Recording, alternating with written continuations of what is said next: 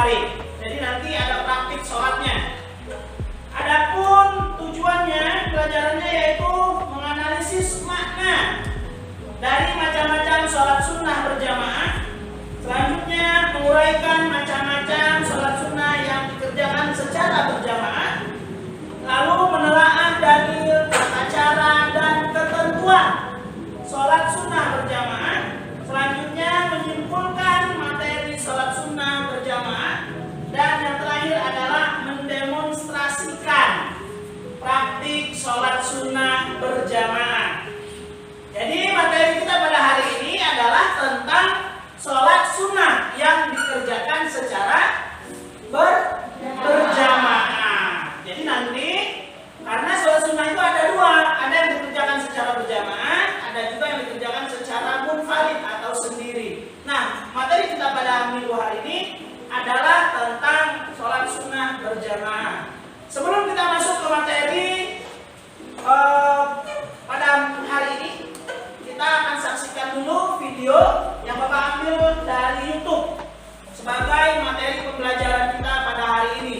Nanti setelah menonton video ini diharapkan dapat menemukan apa yang mesti harus kita diskusikan pada materi sholat sunnah berjamaah. Baik, silakan saksikan video berikut ini. Assalamualaikum warahmatullahi wabarakatuh.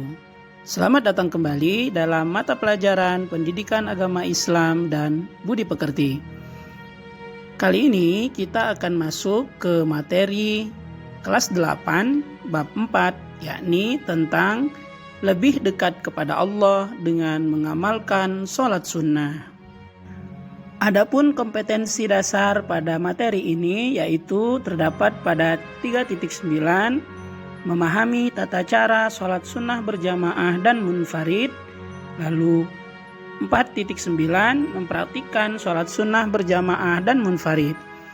Tujuan pembelajarannya adalah diharapkan siswa mampu menjelaskan makna dari macam-macam sholat sunnah berjamaah, menyebutkan macam-macam sholat sunnah yang dikerjakan secara berjamaah, menjelaskan dalil nakli, ketentuan, tata cara, dan hikmah sholat sunnah berjamaah, serta mendemonstrasikan praktik sholat sunnah berjamaah.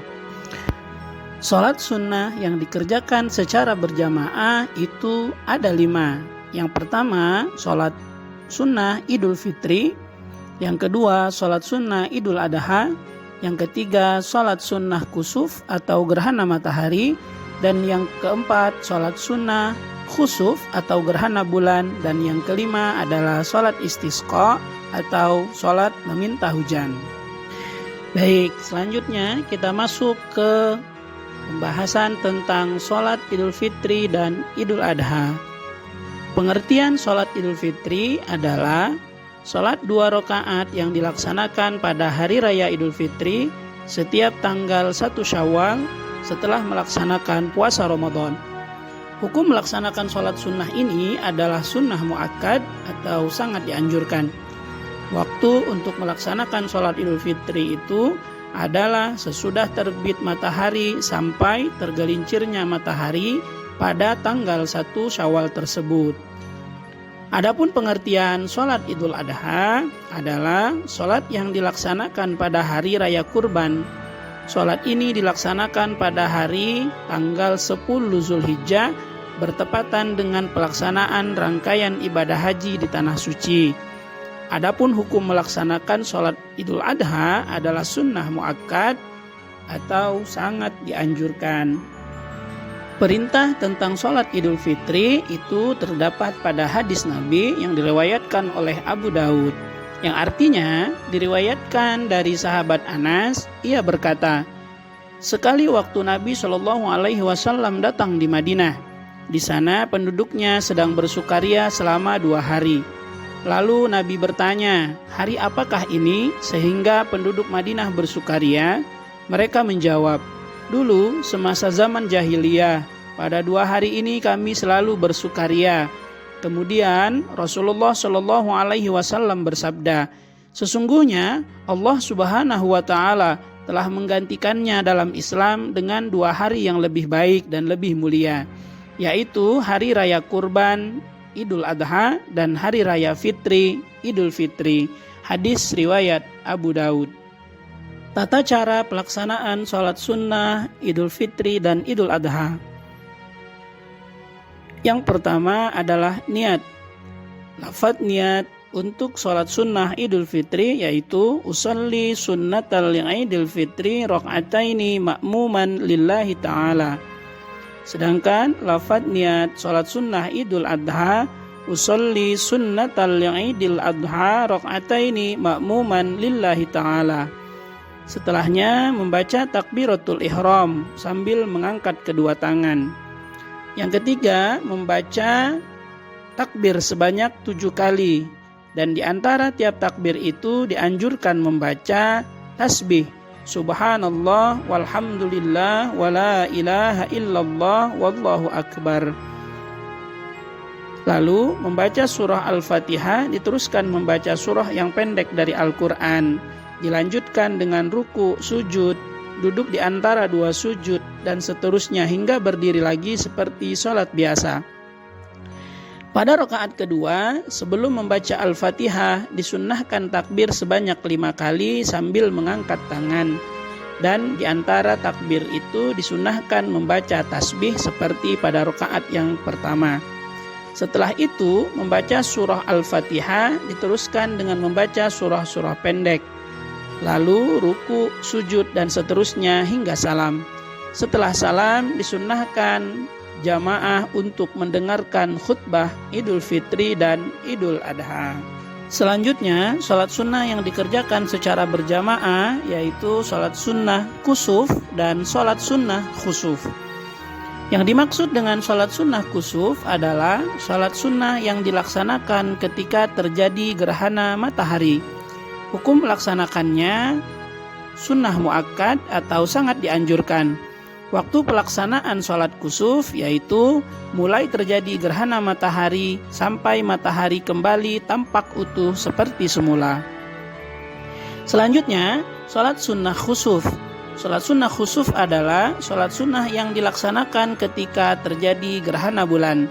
Hukum melaksanakannya ialah sunnah muakkad, serta waktu pelaksanaan sholat khusuf mulai terjadinya gerhana bulan sampai bulan kembali tampak utuh seperti semula. Adapun yang membedakan sholat sunnah kusuf dan sholat sunnah khusuf dibandingkan dengan sholat pada umumnya ialah pada setiap rakaat terdapat 2 kali membaca surah Al-Fatihah dan 2 kali ruku, sehingga dalam 2 rakaat sholat kusuf dan sholat khusuf terdapat 4 kali membaca surah Al-Fatihah, 4 kali ruku, dan 4 kali sujud. Adapun perintah tentang melaksanakan sholat sunnah kusuf dan khusuf ialah terdapat pada hadis Nabi yang diriwayatkan oleh Imam Bukhari, yang artinya telah menceritakan kepada kami Amr bin Aun berkata, telah menceritakan kepada kami Khalid dari Yunus, dari Al-Hasan, dari Abu Bakrah berkata, kami pernah duduk-duduk bersama Rasulullah SAW. Lalu terjadi gerhana matahari. Maka Nabi SAW berdiri menjulurkan selendangnya hingga masuk ke dalam masjid. Kami pun ikut masuk ke dalam masjid. Beliau lalu mengimami kami sholat 2 rakaat hingga matahari kembali nampak bersinar. Setelah itu beliau bersabda, sesungguhnya matahari dan bulan tidak akan mengalami gerhana disebabkan karena matinya seseorang. Jika kalian melihat gerhana keduanya, maka dirikanlah sholat dan banyaklah berdoa hingga selesai gerhana yang terjadi pada kalian. Hadis riwayat Bukhari. Berikut ini adalah gambar tentang tata cara pelaksanaan sholat sunnah gerhana matahari dan juga sholat sunnah gerhana bulan. Perhatikan dengan seksama ya bagaimana caranya. Sholat sunnah yang dilaksanakan secara berjamaah selanjutnya yaitu sholat sunnah istisqa atau sholat sunnah meminta hujan. Adapun pengertian dari sholat sunnah istisqa adalah sholat sunnah 2 rakaat yang dilaksanakan untuk memohon diturunkannya hujan. Sebelum melaksanakan sholat istisqa, diharapkan untuk berpuasa selama 4 hari berturut-turut. Sholat istisqa dilaksanakan di lapangan dan disunnahkan untuk serta membawa hewan ternak bersama di saat melaksanakan sholat.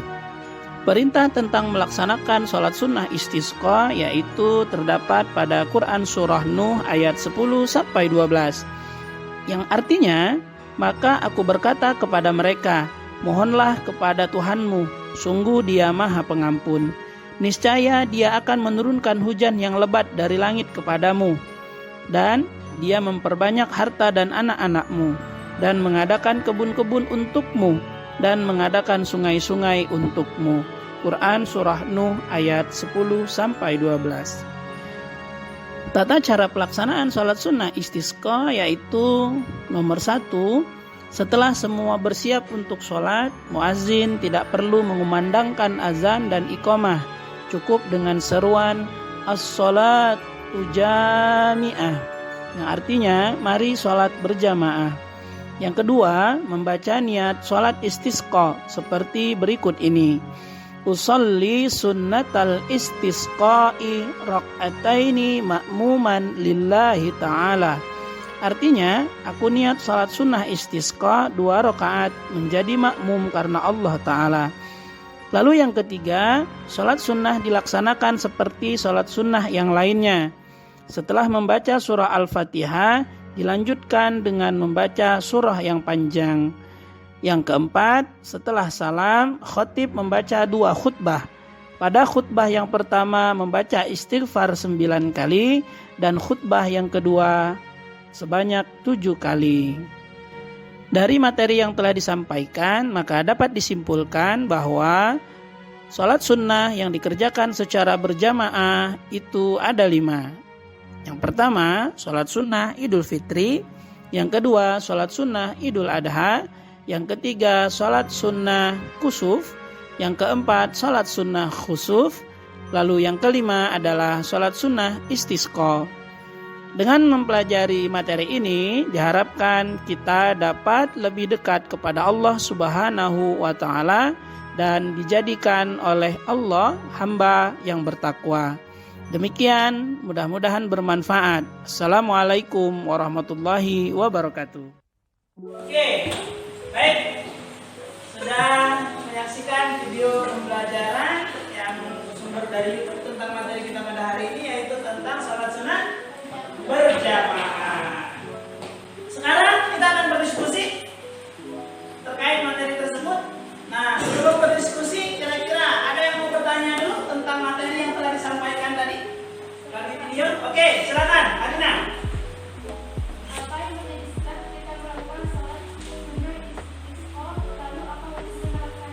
Ya, pertanyaannya apa yang menjadi sebab kita melaksanakan sholat sunnah istisqa? Lalu apa hukum melaksanakannya? Sebelum Bapak yang menjawab, kira-kira kelompok lain ada yang mau menjawab? Saya Pak. Ya, silakan, Adina. Assalamualaikum. Saya dari kelompok 4, saya akan menjawab pertanyaan dari Karina. Ya. Sebab melaksanakan sholat istisqa adalah dikarenakan terjadinya kemarau panjang. Sholat istisqa dilakukan untuk meminta turun hujan dan dilaksanakan di lapangan.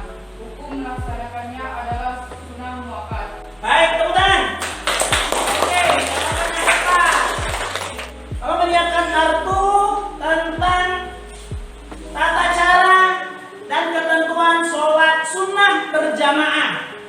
Nanti masing-masing kelompok mendapatkan kartunya. Silakan disusun sesuai dengan ketentuan sholat sunnah berjamaah itu sendiri. Lalu nanti setiap kelompok mempresentasikan ya hasil diskusinya. Nanti dimulai dari apa yang dimaksud dengan sholatnya itu sendiri, lalu perintahnya dari siapa, lalu hadiskah atau Al-Qur'ankah, lalu nanti disusun sesuai dengan urutannya masing-masing secara benar dan tepat, dipresentasikan di akhir ya oleh masing-masing anggota kelompok.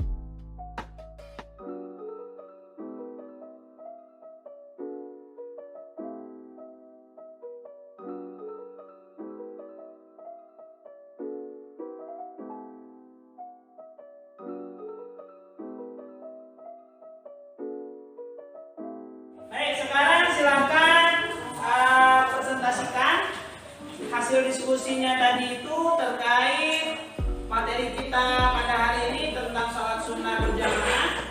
Nanti sampaikan ada berapa sholat sunnah berjamaah itu, terus bagaimana niatnya, terus waktu pelaksanaannya kapan, terus tata caranya seperti apa, dan terakhir nanti hikmah dari melakukan sholat berjamaah itu, sholat sunnah berjamaah itu apa untuk kita sehari-hari. Nah itu nanti disampaikan ya, nanti disampaikan itu bagaimana tata cara, lapat niatnya, waktu pelaksanaannya, lalu terakhir ditutup dengan hikmahnya dalam kehidupan sehari-hari ketika kita melaksanakan sholat sunnah berjamaah.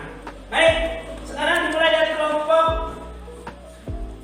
ya, kelompok 1 dulu, silakan.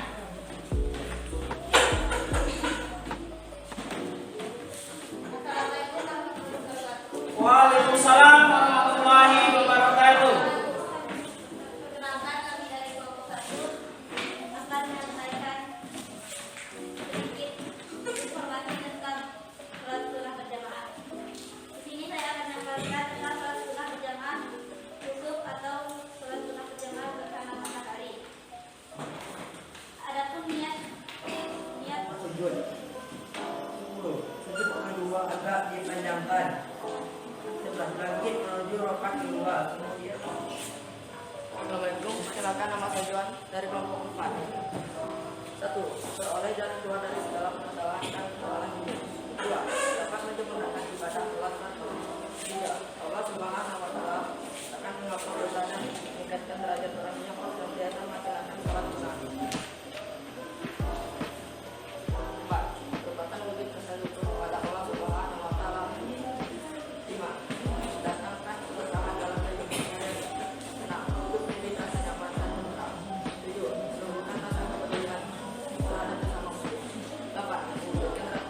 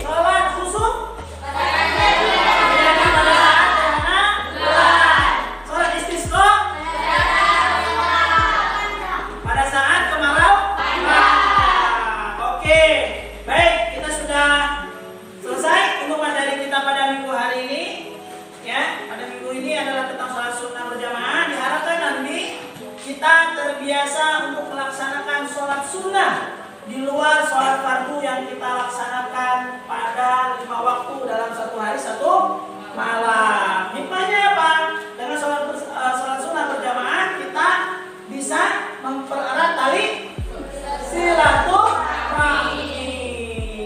Jadi mempererat tali silaturahmi dengan selalu berjamaah.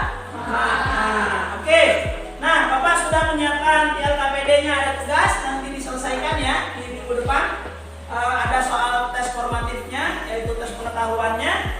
Silakan nanti kita koreksi sama-sama nanti di minggu depan. Oke. Selanjutnya untuk materi minggu depan nanti pelajari dulu di rumah, yaitu tentang sujud syukur. Jadi minggu depan kita akan membahas tentang sujud syukur. Oke, terima kasih banyak atas pembelajaran kita pada hari ini, atas antusiasnya dan atas kerjasamanya. Mudah-mudahan apa yang kita pelajari pada hari ini bermanfaat. Ada hikmahnya, yaitu menjadi pribadi yang senantiasa menjaga silaturahmi. Mohon maaf atas segala kesalahan dan kekurangan. Wassalamualaikum warahmatullahi